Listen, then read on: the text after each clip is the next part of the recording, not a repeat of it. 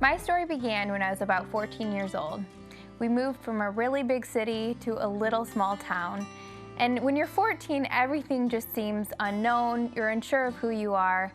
And so it was my first day of school at a middle school, and I remember going to the lunchroom, and it was my first time trying to find someone to sit with. There was a group of boys across the lunchroom, and all of them began to look at me and talk, and one of them approached me, and he handed me a note that was folded up, and he said, "Just in case you don't know, this is what you look like." So I began to open up the piece of paper, and as I did, I saw a drawing on it. And it was a picture of a really grotesque, overweight, just totally terrible image that was drawn of me. And it reflected no truth in it, but to me, it became my truth. And so at that moment, I began to see my body in a whole new way. And I began to think of different ways that I could lose weight. And so I started to pay attention to any piece of diet culture or any type of diet tips that I could find. And so I started to cut out different food groups one by one, and I began to eat less and less. And I remember there was one day that I came home and I saw a pan of brownies, and of course I was completely starved at this time. I had gone about 2 years not eating much more than a granola bar or an orange each day.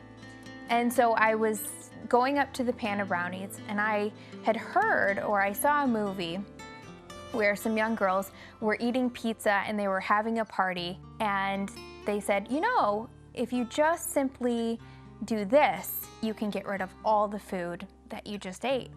And so I thought, well, let me try that. And so anorexia turned into bulimia, and I carried on with that for about another 2 years.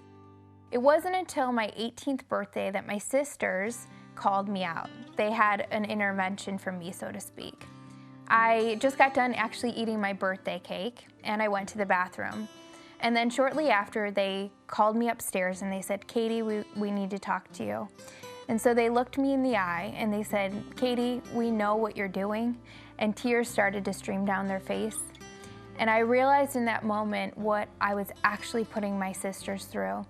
And all the while, looking back, I remember either feeling completely numb or completely helpless to change. And so I just said, you know what, I really want to change, I just don't know how. Will you guys pray with me? And so that moment, we joined hands and we prayed together. And I truly believe that God did a deep work that only He can do in my heart. So that began a quest and a journey for me to find out who I was in Christ. And the more that I began to pursue God, the more I began to find Him. And the more I began to find Him, the more I understood who I was in Him. And that revelation of knowing my worth, my value, my identity in Christ is what truly changed me from the inside out, in only a way that God can.